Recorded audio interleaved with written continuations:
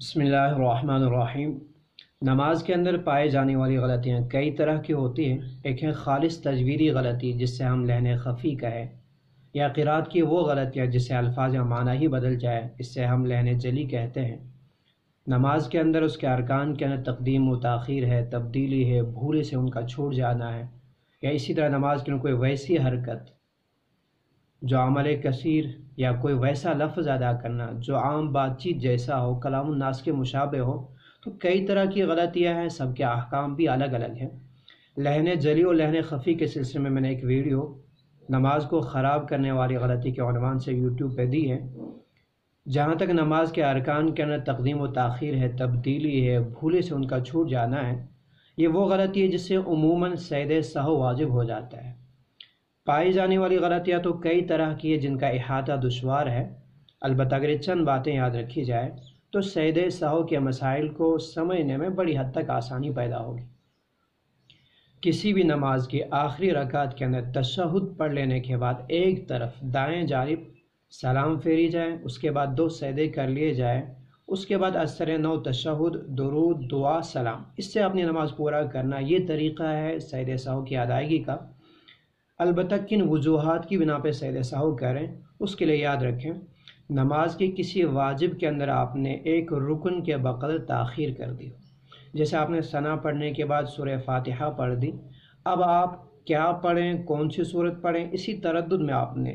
ایک رکن کے بقدر 3 مرتبہ سبحان اللہ پڑھے جانے کے بقدر تاخیر کر دی، خاموش رہے، اس سے سجدہ سہو واجب ہو جائے گا۔ اسی طرح نماز کے کسی رکن کے اندر، کسی واجب کے اندر آپ نے اس کی کیفیت تبدیل کر دی،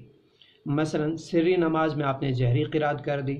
جہری نماز کے اندر آپ نے سری قرات کر دی، اب چاہے پوری قرات یا ایک رکن کے بقدر، اس سے سجدہ سہو واجب ہو جائے گا۔ نماز کی کسی واجب کے اندر آپ نے تکرار کیا، جیسے 4 رکعت والی فرض نماز کے اندر آپ نے قاعدہ اولا 2 مرتبہ کیا بھولے سے۔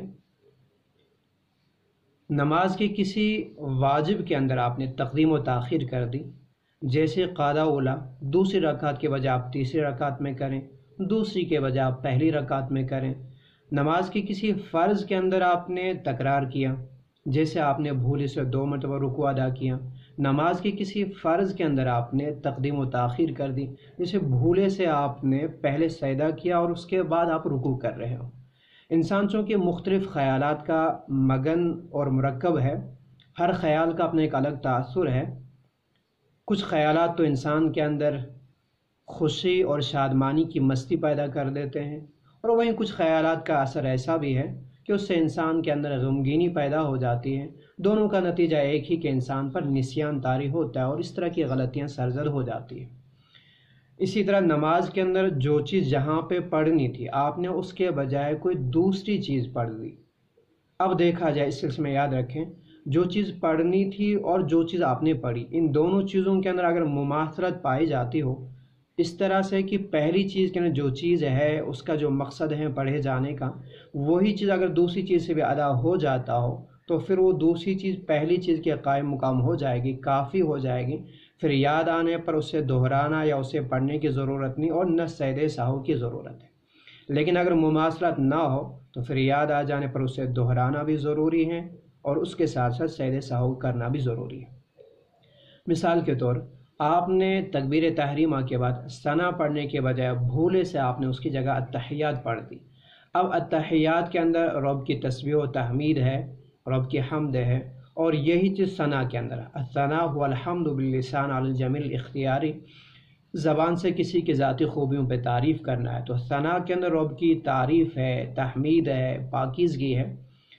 دونوں کا مقصد کسی حد تک ملتا جلتا ہے، دونوں کے مقاصد ایک جیسے ہیں، لہذا یہ یہاں کافی بھی ہو جائے گا اور سجدہ سہو کرنے کی ضرورت بھی نہیں ہے۔ لیکن اگر یہی التحیات آپ نے سورہ فاتحہ پڑھنے کے بعد سورت کی جگہ پڑھ دیا تو قرات قرآن ایک الگ مقصد ہے، ایک الگ چیز ہے، اور تحیہ ایک الگ چیز ہے، لہذا وہاں یہ اس کے قائم مقام نہیں ہو سکتا۔ یاد آنے پر اسے دہرانا پڑے گا یا اسے پڑھنا پڑے گا، اور سجدہ سہو بھی کرنا پڑے گا اگر یہ فرض کی پہلی 2 رکعتیں ہوں 4 رکعت والی نماز میں۔ اسی طرح نماز کے کسی واجب کو بھولے سے آپ چھوڑ ہی دیں، جیسے آپ نے ثنا پڑھی، اس کے بعد سورہ فاتحہ پڑھنا آپ بھول گئے اور آپ نے سورت شروع کر دی اور چلتے بنے، یا آپ نے سورہ فاتحہ تو پڑھ دی، اس کے ساتھ کوئی سورت ملانا بھول گئے اور آپ رکوع میں چلے گئے اور چلتے بنے۔ مطلقاً قرآن کریم پڑھنا نماز کے اندر یہ تو فرض ہے، البتہ سورہ فاتحہ پڑھنا یا اسی طرح سورہ فاتحہ کے ساتھ کوئی سورت ملا لینا یہ واجب ہے۔ نماز کے فرائض و واجبات یا اس کے ارکان، ان کو کسی مستند کتاب سے یاد کریں یا اپنے کسی مقامی عالم سے سیکھ لیں۔ فی الحال اتنا یاد رکھیں کہ کسی واجب کے اندر اگر آپ نے بھولے سے آپ نے اسے چھوڑ دیا ہو، جیسے سورہ فاتحہ پڑھنا ہی آپ بھول گئے، تو اس صورت میں سجدہ سہو واجب ہو جائے گا۔ سورہ فاتحہ کے سلسلے میں تھوڑی سی بات یاد رکھیں۔ چونکہ میں حنفی المسلک ہوں، تو احناف کے ہاں امام کے پیچھے سورہ فاتحہ پڑھنا درست نہیں ہے، جسے ہم قرات خلف الامام کہتے ہیں۔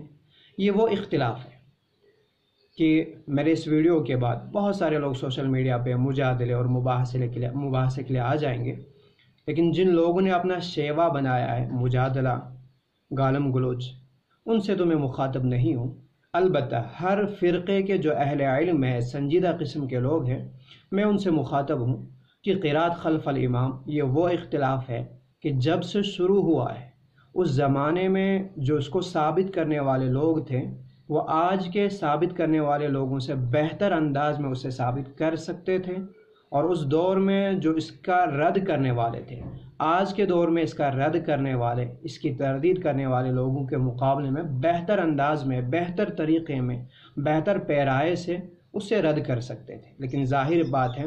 نہ اس کا اثبات ہو پایا اور نہ کلی طور اس کی ابھی تک تردید ہو پائی ہے۔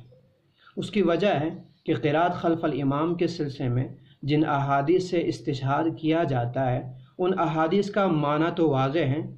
مفہوم بھی واضح ہے، البتہ ان کی منشا واضح نہیں، منشا قطعاً واضح نہیں۔ یہی وجہ ہے کہ صحابہ کی جماعت میں بھی اکا دکا اس طرح کے تردد معلوم ہوتے ہیں قرات خلف الامام کے سلسلے میں۔ یہی وجہ کہ حضرت امام احمد بن حنبل نے لا صلاۃ لمن لم یقرأ الا بفاتحۃ الکتاب میں حضرت جابر رضی اللہ عنہ سے اس حدیث کی جو منشا ظاہر کی، وہ یہ ھذا اذا کان واحدہ۔ حضرت جابر فرماتے ہیں کہ تب ہے کہ اس کی نمازی نے جو سورہ فاتحہ نہ پڑھے، اذا کان واحدہ، کہ جب وہ تنہا ہو، امام کے پیچھے نہ ہو، تو وہ اس حدیث کی یہ منشا ظاہر کرتے ہیں۔ وہیں آپ علیہ الصلوۃ والسلام کی دیگر احادیث بھی ہیں جن سے معنی تو واضح ہے، مفہوم واضح ہے، لیکن قرات خلف الامام کے سلسلے میں منشا واضح نہیں ہو پاتی ہے۔ آپ علیہ الصلوۃ والسلام نے ایک موقع پہ فرمایا الامام ضامن، کہ امام ضامن ہے، کفیل ہے اپنے مقتدی کی نماز کا۔ تو ظاہر سی بات ہے، کفالت کا اصول ہے کہ کفیل کی ادائیگی خود اصیل کی ادائیگی کہلاتی ہے۔ اور اسی طرح آپ علیہ الصلوۃ والسلام کا ایک اور فرمان بھی ہے، من کان لہ امام فقراءۃ الامام لہ قراءۃ۔ یہ حدیث جہاں اپنے معنی کے اعتبار سے واضح ہیں، مفہوم کے اعتبار سے واضح ہیں، اور وہیں احناف کا جو مسلک ہے قرات خلف الامام کے سلسلے میں، یہ حدیث کسی حد تک اس منشا میں بہت حد تک واضح بھی ہے کہ جس شخص کا امام ہے نماز کے اندر، اس امام کی قرات ہی اس مقتدی کی قرات ہے۔ بہت سے لوگ اس پہ اعتراض کرتے ہیں کہ اگر امام کی قرات امام کا پڑھنا مقتدی کا پڑھنا ہی ہے، تو پھر آپ تشہد کیوں پڑھواتے ہیں، تسبیح و تحمید ثنا کیوں پڑھواتے ہیں؟ تو یاد رکھیں، عرف شرع میں لفظ قرات جب بھی بولا جاتا ہے تو اسے قرات قرآن ہی مقصود ہے، نہ کہ عام پڑھنا۔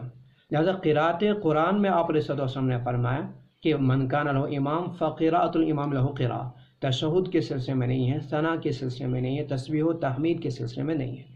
لہذا اس چیز کو علمی مباحثے تک رکھا جائے۔ چند دنوں پہلے مجھے ایک ویڈیو ملی جس میں ایک صاحب حضرت مفتی مظفر صاحب کے سلسلے میں عجیب طرح کی زبان استعمال کر رہے ہیں۔ جو لوگ اس طرح کی زبان استعمال کرتے ہیں وہ ظاہری وضع قطع کے اعتبار سے دیندار، جن کے بارے میں کر رہے ہیں وہ ظاہراً دیندار اور دین کی نسبت سے کر رہے ہیں، لیکن جب اس طرح کی زبان استعمال کی جاتی ہے، نیچ زبان، تو ایک عام آدمی جو مومن تو ہے، مسلمان تو ہے، لیکن ان چیزوں سے اسے کوئی سروکار نہیں، وہ اس سے علمی اختلاف کے بجائے اس سے مل لڑے، کشمیری میں کہیں گے مل لڑے، اس سے پیٹ کی لڑائی، اس سے تعبیر کرتا ہے، جس کی بنا پہ کسی بھی فرقے، کسی بھی جماعت، کسی بھی مسلک کی عوام کو ان مباحثوں سے کوئی فائدہ نہیں پہنچتا۔ لہذا خدا را علمی مباحثہ ہی رہنے دیا جائے، اس سے جدال اور عناد کی کیفیت پیدا